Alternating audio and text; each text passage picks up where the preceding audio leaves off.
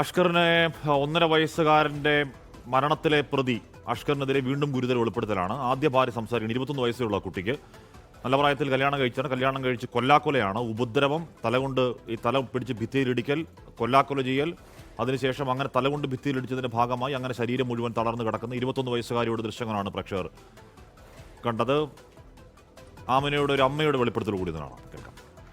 അഷ്കറിന് മകളെ വിവാഹം കഴിപ്പിച്ച് കൊടുത്ത തൊട്ടടുത്ത വർഷം മുതൽ ആശുപത്രി കയറി ഇറങ്ങുകയാണ് അഷ്കറിന്റെ ഭാര്യ. നിയമപരമായി ഇപ്പോഴും അഷ്കറിന്റെ ഭാര്യ പാലോട് സ്വദേശിയായിട്ടുള്ള ആമിന തന്നെയാണ്.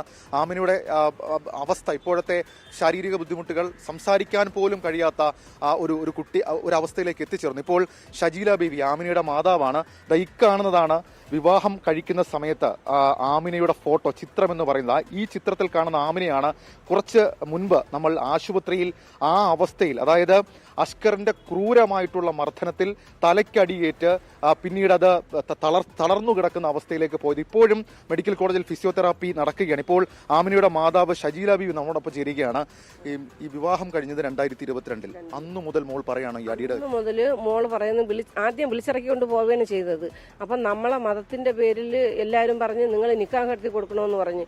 അപ്പം അത് കഴിഞ്ഞ് ഒരു 2 ആഴ്ച കഴിഞ്ഞപ്പോഴത്തേക്കും നമ്മളെ ജമാഅത്തിൽ പാലോട് പെരിങ്ങമല പാപ്പനങ്കോട് ജമാഅത്തിൽ വെച്ച് അവിടെ കൊണ്ടുവന്ന് നിക്കാഹ് നടത്തി കൊടുത്തെങ്കിലും കൊച്ചിനെ വിളിച്ചിറക്കി കൊണ്ടുപോയ അന്ന് തൊട്ടേ പീഡനമായിരുന്നെന്ന്. പേരിലെന്ന് പറഞ്ഞാൽ ഇവരെ ഉദ്ദേശം എന്ന് പറഞ്ഞത് കുറച്ച് പണം കിട്ടും, കുറച്ച് സ്വർണം, എന്റെ വീടും പേരോടും. എനിക്കൊരു 10 സെന്റ് ഒരു വീടുമുണ്ട്, പഞ്ചായത്തിൽ നിന്ന് കിട്ടിയ വീടാണ്. അപ്പം ഞാനൊരു സൂപ്പർ മാർക്കറ്റിൽ ജോലിയായിരുന്നു മോക്ക് വയ്യാതാവുന്നതിന് മുമ്പ്. അപ്പം ഞാൻ 10 മണിക്ക് പോയ രാത്രി 9 മണിക്കാണ് വരുന്നത്. അപ്പോൾ ആ സമയത്ത് അടുത്തുള്ളവർ പറഞ്ഞ് ഞാൻ അറിഞ്ഞതാണ് ഇവരും ഇവന്റെ ഉമ്മായും സഹോദരി ഇവനും കൂടെ നമ്മളെ പരിസരമൊക്കെ വന്ന് നോക്കിയിട്ടുണ്ടെന്ന്. അപ്പോഴും മോൾ അവിടെയുണ്ട്, മോൻ പഠിക്കാൻ പോകുമായിരുന്നു. ആ സമയത്തൊക്കെ വന്ന് നോക്കിയിട്ടാണ് പിന്നെ ഈ കൊച്ചിനെ ഇത് ഇവക്ക് സ്വന്തമാണെന്ന് അറിഞ്ഞും കൊണ്ട് വിളിച്ചിറക്കിക്കൊണ്ട് പോയത്. എന്നിട്ട് സ്വർണത്തിന്റെ പേരിലും പൈസയുടെ പേരിലും കൊച്ചിനെ നിരന്തരം ഉപദ്രവിക്കുന്ന പറയാനിൽ ആദ്യമായിട്ട് എന്റെ കൊച്ചിനെ തലയ്ക്കാണ് അടിക്കണേന്ന്. തലയിലെ ബാക്ക് സൈഡിലാണ്, സെറിബെല്ലത്തിലാണ് അടിച്ച് ബ്ലഡ് കട്ടിയായിട്ടാണ് എന്റെ കൊച്ചിന് നടക്കാനോ സംസാരിക്കാനോ വയ്യാത്ത ഒരു അവസ്ഥയായിരുന്നു.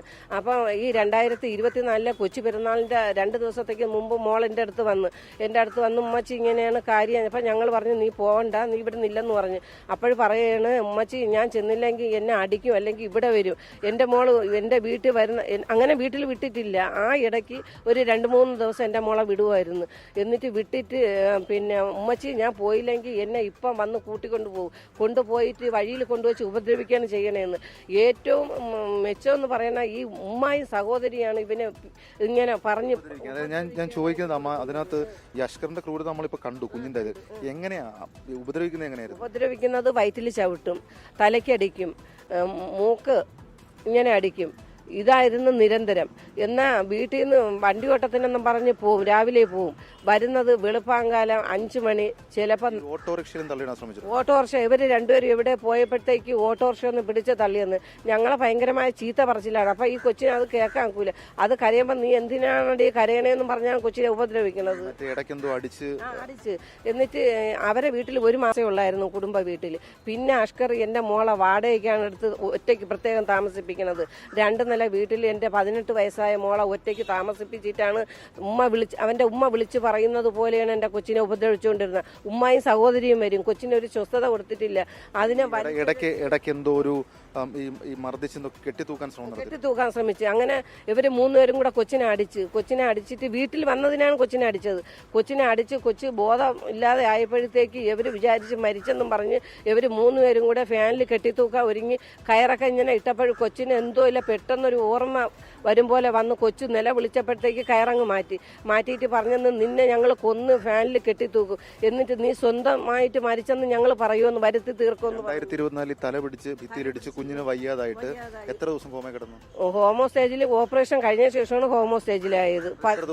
അത് 13 മാസം 13 മാസം ഹോമോ സ്റ്റേജിലും 2.5 മാസം വെന്റിലേറ്ററിലായിരുന്നു. അന്ന് മുതൽ ഇന്ന് വരെ ഇവിടെ ആശുപത്രി ചികിത്സ. ആശുപത്രിയിലാണ്. ഞങ്ങൾ വീട്ടിൽ തുച്ഛമായ ദിവസം ഈ 2 വർഷത്തിനകം വെച്ച് നിന്നിട്ടുള്ളൂ. 2 വർഷമായിട്ട് ആശുപത്രിയിലാണ്. 2 വർഷം കൊണ്ട് ആശുപത്രിയിലാണ്. പിന്നെ ഞങ്ങൾക്ക് ചികിത്സാ സഹായം തരുന്നത് ഞങ്ങൾ നല്ല നാട്ടുകാരാണ്.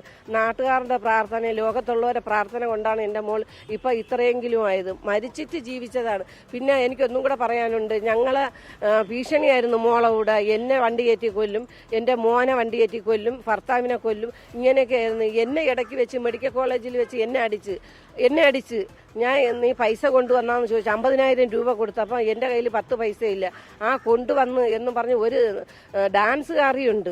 ആ ഡാൻസുകാരി വന്ന് ആദ്യം പരിസരത്ത് ആരും ഇല്ലയെന്ന് അറിഞ്ഞിട്ടാണ് ഇവനെ പറഞ്ഞു വിടണം. നമ്മളെ പഴയ മോർച്ചറിയുടെ അവിടെ വെച്ചാണ് രാത്രി 7:30 മണിക്ക് എന്നെ അടിക്കുന്നത്. പോലീസ് സ്റ്റേഷനിൽ എനിക്ക് അപ്പോഴും കൊച്ചു വെന്റിലേറ്ററിൽ കിടക്കുന്നതുകൊണ്ട് എനിക്ക് ഒന്നിനും വയ്യാത്ത അവസ്ഥ. എൻ്റെ മോനും മരിച്ചുപോയി. ആ ഒരു നിമിഷം ഞങ്ങൾക്ക് എല്ലാവർക്കും ചിന്തിക്കാന്നുള്ളതേ ഉള്ളൂ. മോൻ്റെ മരണവും എൻ്റെ മോളെ അവസ്ഥയും. അപ്പോഴും എനിക്ക് അപ്പോഴൊന്നും പോലീസിൽ പരാതി കൊടുക്കാൻ പറ്റിയില്ല. അങ്ങനെ നാട്ടുകാരെല്ലാവരും കൂടെ ഓട്ടിച്ചിട്ട് അവനെ പിടിച്ച് പോലീസ് സ്റ്റേഷനിൽ ഒരു ദിവസം ഇരുത്തി. അപ്പോൾ ഉച്ചയ്ക്ക് എൻ്റെ കൂടെ SI വന്ന് പറഞ്ഞ്, ഇവിടുന്ന് പോലീസ് വന്ന് പറഞ്ഞ് നിങ്ങൾ വന്നൊരു പരാതി തരണമെന്ന് പറഞ്ഞു. അപ്പം ഞാൻ പരാതി കൊടുത്തതുപോലെയല്ല അവരെഴുതിയത്. അവന് ജാമ്യം കിട്ടത്തക്ക രീതിയിലാണ് എഴുതി. അപ്പോഴത്തന്നെ ജാമ്യം വാങ്ങിച്ച് അവൻ പോയി. പിന്നെ ഇതുപോലെ ഒരുപാട് പ്രശ്നങ്ങളുണ്ട്. എന്ന് വെച്ചാൽ നിലവിൽ ഇപ്പോൾ ഈ അമ്മ പറഞ്ഞത് വലിയ സങ്കടമാണ്. മാത്രവുമല്ല 2022 വിവാഹം കഴിച്ചു കൊടുക്കുന്നു. 2024 മുതൽ ആ അമ്മ, അതായത് അഷ്കറിന്റെ കൊടും ക്രൂരതയിൽ അടിപ്പെട്ട് ആമിന എന്ന് പറയപ്പെടുന്ന, കല്യാണം കഴിക്കുമ്പോൾ 18 വയസ്സ് മാത്രമാണ്, ഇപ്പോൾ പ്രായം 21.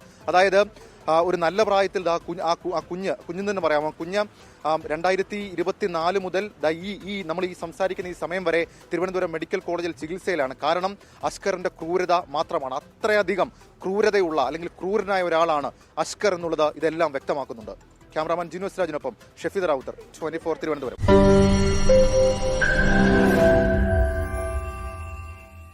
ലോകത്തെവിടെയായാലും ഏത് സമയത്തും 24 വാർത്തകളും ഓഗ്മെന്റഡ് റിയാലിറ്റി പാക്കേജുകളും എക്സ്പ്ലെയിനറുകളും വിശദമായി കാണാൻ ഞങ്ങളുടെ യൂട്യൂബ് ചാനൽ നിങ്ങൾക്ക് സബ്സ്ക്രൈബ് ചെയ്യാം.